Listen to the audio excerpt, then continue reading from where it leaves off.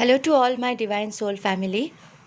जिन्होंने first part नहीं देखा अवश्य देख लीजिए, डिस्क्रिप्शन बॉक्स में लिंक है, क्योंकि बिना फर्स्ट पार्ट देखे ये सेकंड पार्ट अच्छे से समझ नहीं आएगा। वैसे ही द्रौपद युग में अर्जुन और कृष्ण के जोड़ी देखते हैं। श्री कृष्ण कर्ण से बहुत प्रेम करते थे, क्योंकि कर्ण बहुत बड़े योद्धा थे, वीर थे, लेकिन उसका कॉन्शसनेस लेवल उसके वीरता के समान नहीं था। मतलब वो जो काम कर रहे थे उसके साथ संतुलन नहीं था उसके कॉन्शसनेस लेवल का, क्योंकि उन्होंने साथ तो श्री कृष्ण के ऑपोजिट साइड यानी अधर्म के साथ ही खड़े रहे। भले ही दुर्योधन ने उनको मदद किया, लेकिन वो अधर्म के साथ ही खड़े रहे। ये विकास को नहीं दर्शाता, इसीलिए संतुलन खो जाएगा धरती के और यूनिवर्स के ऐसे वीर योद्धा के होने से। तभी श्री कृष्ण को ये स्टेप लेना पड़ा था। उसके बाद हम जानते हैं कि दुर्योधन 100 पुत्र गांधारी के जन्म लिए। तो एक पुत्र जो थे, एक पुत्री थी और बाकी 99 पुत्र थे, बट उसमें से एक पुत्र ये पांडव के तरफ थे और बाकी सारे उधर ही थे कौरव के तरफ। कलयुग के जो कली बोलते हैं, कली जो राक्षस है उसका एक बूंद था, एक अंश था, तो वो दुर्योधन था। तो वो दुर्योधन इतना पावरफुल, एक बूंद, तो आज आप समझ पा रहे हो। तो अब उनका विनाश भी उसी जन्म में निश्चित था। अभिमन्यु भी एक असुर था, तो अभिमन्यु से सोल कॉन्ट्रैक्ट किया कि अगर तुम इस युद्ध में आते हो और सही करते हो और मेरे तरफ से लड़ते हो तो तुम्हें इतिहास में अमर बना देंगे। तो अभिमन्यु ने क्या किया, ये कॉन्ट्रैक्ट साइन किया कि ठीक है, मैं इस जन्म में अभिमन्यु बन के आता हूँ और वो चक्रव्यूह में मैं फंसता हूँ, समस्त पृथ्वी में वीर योद्धा के नाम से जाना जाऊंगा। तो ये असुर से कन्वर्ट हुए, वीर तो बने लेकिन सच के साथ थे, डिवाइन के साथ थे, भगवान के साथ थे। तो हम अभिमन्यु के लिए गर्व फील करते हैं। अब जैसे डिवाइन के स्प्लिट होते हैं, द्रौपदी यानी जब सीता बन के आई थी, छाया सीता, और श्री राम को मदद की, तो उससे पहले भी वो नारायण से ही शादी करना चाहती थी। तो जो वो चाहेंगे, अगर उसके पुण्य और उसका गोल्ड को उसको तपाते हैं, जलाते हैं, फिर जाके वो सुंदर अलंकार बनते हैं, है ना, अच्छी ज्वेलरी बन सकते हैं। ये जो छाया सीता थी या जो वर मांगी थी, जो द्रौपदी के रूप में आई, तो ये भी बहुत सारे सैक्रिफाइसेस और बहुत सारे तपस्याएं करके ही आई।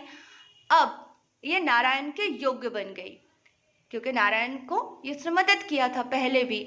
छाया सीता बन के नारायण के कितने बड़े, माता लक्ष्मी के कितने बड़े मदद किए थे कि उनके जगह वो खुद किडनैप हो गई थी, है ना, और खुद वहाँ पे जाके वास कर रही थी। तो एक बहुत बड़ा दोस्ती, समर्पण, ये सारी चीज़ें शो होता है। तो अब द्रौपदी का साथ तो मिला, श्री कृष्ण ने जैसे ही बोला था श्री राम बन के कि मैं साथ दूंगा, तो चीरहरण से लेके हर चीज़ में साथ ही रहे, पूरे मदद किए। कि अब द्रौपदी तो बहुत स्ट्रांग, लेकिन ये लोग जब जा रहे थे स्वर्ग के लिए, रवाना हो गए थे पंच पांडव सहित द्रौपदी, तो द्रौपदी रास्ते में गिर पड़ी सबसे पहले। द्रौपदी मर गए तो बोले, युधिष्ठिर बोले, क्योंकि ये स्वर्ग नहीं जा पाई हमारे साथ, शरीर के साथ, क्योंकि ये पंच पांडव के पत्नी होने के बावजूद भी सबसे ज़्यादा प्रेम अर्जुन से ही करती थी। तो यहाँ पे इसने पर्सनैलिटी की कहीं ना कहीं, तो इसीलिए वो शरीर के साथ स्वर्ग नहीं जा पाई, ऐसा कहा गया है ग्रंथों में।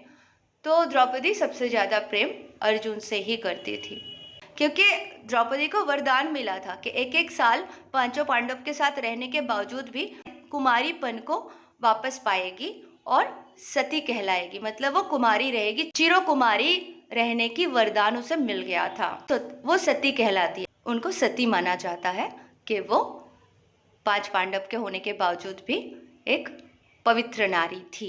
और माता द्रौपदी के मंदिर भी है। शुरू में जब वेदवती नारायण की तपस्या कर रही थी, तो वो भी तो खाली नहीं जाना चाहिए।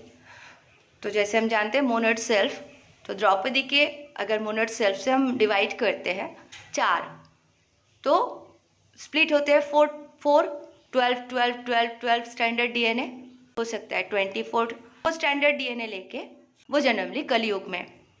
तो कलयुग में जन्म लेने के बाद उनका नाम पड़ा पद्मावती, पद्मालया, क्योंकि वो कमिटेड थी नारायण से। तो नारायण का अंश आए वेंकटेश्वरा, और महालक्ष्मी माता भी आए, तो वेंकटेश्वरा से महालक्ष्मी माता और पद्मालया दोनों की विवाह हुई उस जन्म में।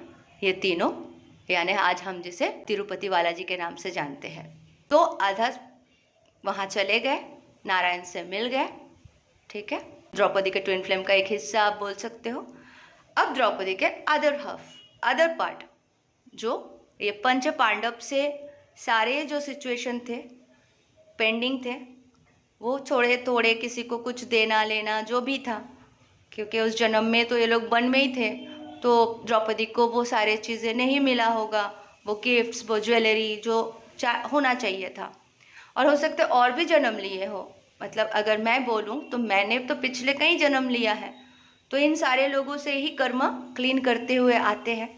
तो इस जन्म में फाइनल फिनिश टच हो जाते हैं सारे चीज़ें। नारायण खुद आके समझा के हम सबको जैसे अवेकन कर रहे हैं, किया जा रहा है, प्रोसेस चालू है, और हमें नॉलेज दिया जा रहा है ताकि हम कनेक्ट कर सके, इन मैथ्स को बिठा सके और समझ सके कि हाँ हम ये कैरेक्टर है, हमारे ये हायर सेल्फ है, हमारा ये है।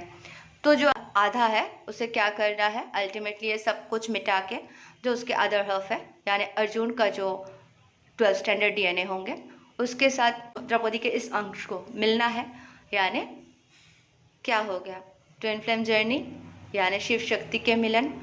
तो इस तरीके से स्प्लिट होते हैं, इस तरीके से जो मोनड सेल्फ स्प्लिट होते हैं होके माँ दुर्गा बन के शिव में और माँ लक्ष्मी बन के नारायण में मिल जाते हैं।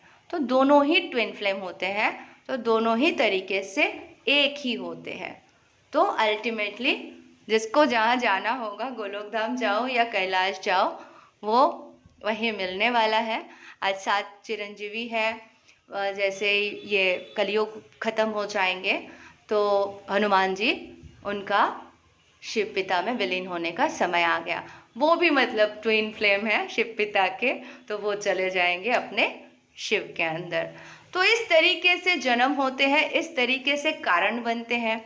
आज के डेट पे अगर हम देखें तो फॉर एन एग्जाम्पल मैं बता रही हूँ कि दानवीर करण इतने बड़े योद्धा, इतने मतलब उसका कॉन्शियसनेस इतना हाई और इतने पावरफुल, वो उसके कवच कुंडल भले ही छीन लिया जाए, उसका कॉन्शियसनेस तो नहीं लिया गया। तो अगर वो इस जन्म में है, जाहिर सी बात है वो खड़े तो रहेंगे अगेन सखा कृष्ण के ऑपोजिट में ही, क्योंकि वो कमिटेड थे दुर्योधन से यानी कली के। तो आज समझो अगर हम एलन मस्क भैया को ही देख ले, उनके लाइफ में कितना दुख था, कितना प्रॉब्लम था, लेकिन एलन मस्क कितने स्टेप बाय स्टेप आगे गए, आज मार्स तक पहुंच गए। तो मतलब ये कॉन्शियसनेस लेवल उतना हाई होना चाहिए कि वो कुछ बड़ा ही करेंगे, क्योंकि जो एक बार बड़ा काम करेंगे वो बड़ा ही करेंगे, नेगेटिव काम करेंगे वो नेगेटिव ही करेंगे, नेगेटिव भी बहुत बड़े तरीके से करेंगे, है ना। लेकिन उनका जैसे करण के हो सकता है 12 स्टैंडर्ड डीएनए हो। जस्ट एग्जाम्पल के लिए मैं समझा रही हूँ, ज़रूरी नहीं है, बस सिर्फ इतना ही बताना है कि इस तरीके से कार्य करते हैं ताकि हमें समझ में आए कि ये दुनिया चलते कैसे है, इसे बैलेंस रखने के लिए, धर्म स्थापना करने के लिए क्या क्या स्टेप्स लिया जाता है, कैसे महायुद्ध होते हैं और कैसे युग परिवर्तन होते हैं, जैसे कलयुग से जाके सतयुग, क्योंकि ये बहुत इम्पॉर्टेंट है कि कितने मतलब हर चीज़ साइकिल में होता है। तो जैसे ही सतयुग, त्रेता, द्वापर, कलयुग आए, तो कलयुग का भी घट गया, 5000 साल ही हो गया ना, क्योंकि 4,32,000 नहीं रह पाए, क्योंकि ये पाप के कारण ही हो और जो भी कारण हो संकुचित हो गए, आयु कम हो गए। तो अब फिर साइकिल गोल गोल घूमेंगे, फिर सतयुग। आज देखो अब 800 करोड़ की आबादी है, क्यों इतने सारे? त्रेता में या द्वापर में या सतयुग में इतने लोग क्यों नहीं थे? क्योंकि आज सारे आ गए, मतलब भक्त प्रहलाद से लेके हिरण्यकश्यप, सुदामा से लेके कंस, अर्जुन से लेके कर्ण, ठीक है, इस तरीके से सब आए हैं। अच्छा, और एक इम्पॉर्टेंट बात है, मैं बोल रही थी ना, एक स्पीकर कुछ दिन पहले मैंने सुना था कि सखा कृष्ण के बारे में बहुत ही गंदे गंदे बातें कर रहे थे, बहुत ही गलत बातें कर रहे थे। तो जैसे रावण थे, रावण के मृत्यु के कारण छाया सीता बनी।